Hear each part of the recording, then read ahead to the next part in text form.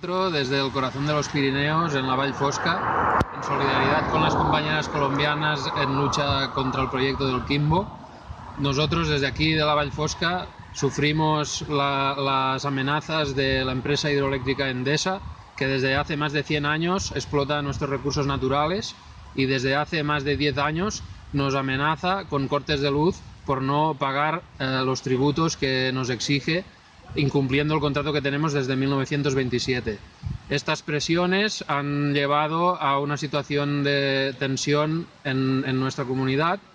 Han enfrentado a algunos vecinos y el ayuntamiento con el resto que no quieren pagar las exigencias de Endesa y han dejado un valle prácticamente deshabitado y con unos problemas sociales muy importantes.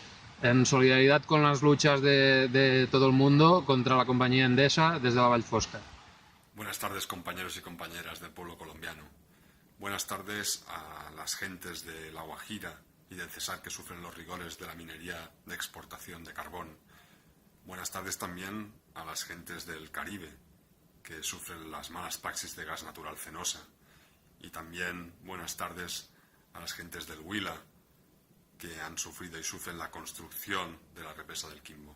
A todas ellas, a todas las comunidades, a todos los pueblos indígenas y a todas las personas que habitan estos territorios, les queremos mandar un saludo fraterno, además de decirles que las tenemos muy presentes y que damos apoyo desde Cataluña a sus luchas.